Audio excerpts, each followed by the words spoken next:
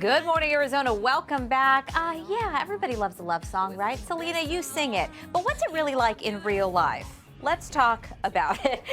Our guest has got more than 24 years experience, has worked with more than 30,000 individuals, couples, and families, all working to improve their relationships. They are committed to do so. You say you can fix any romantic relationship. Joining us to talk about returning the heat is Jane Fendelman, ahead of her summer relationship retreat. The last time you were here, you were telling us that you really could, or you believe you could save any marriage if both partners want it to be saved. If they're willing, and they're willing to be completely bald-faced honest about everything, then yes. Oh, that honesty is always a little tricky, huh? It's hard. It takes courage. Yes. So one of the things we're talking about this morning is sort of returning that spark to marriage, especially after you've been in it a few years, and especially when you become parents. Yes. It's real easy to become just focused on the kids. It's right.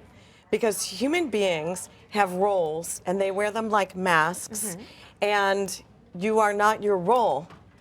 You're something bigger and greater, because the roles can change. So mother, father, parent, daughter, son, husband, wife, those are masks we put on, and we act out a particular role, and sometimes we even feel guilty when we take off the role. Like a working mom, they feel guilty when they're at work, and they feel, and not with the kids, and they feel guilty when they're with the kids and not taking care of the children. And it's really about presence and being fully in the moment of whatever you're doing. So, well, and you add spouse into that equation, and oftentimes I think the role as spouse, as devoted partner, as person paying attention to the person that you married, that's probably the one that goes out the window first. Right. When you have kids, absolutely.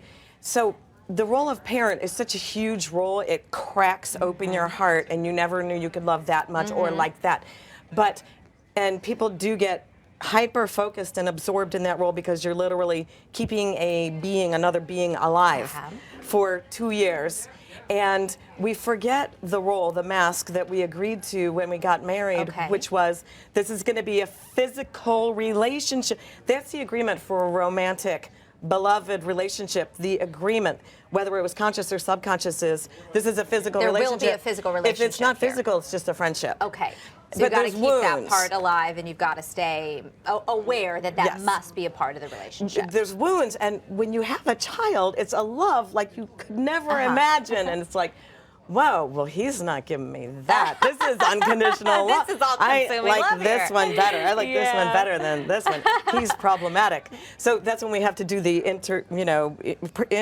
personal inner growth work and the interpersonal work of evolving as a human being, so we don't get hyper hung up on that one role as parent. That's the only mask we become. Well, and that's when you see marriages fall apart often, is when the kids then, maybe you stay together through high school, and then the kids go off to college, and all of a sudden the dynamics of your relationships that were all about this other person, you've lost it. All revolving around the kids. And even though there's this, like, little tiny voice that would complain, or maybe there's a big voice complaining, we haven't made love in 3 months or 3 years.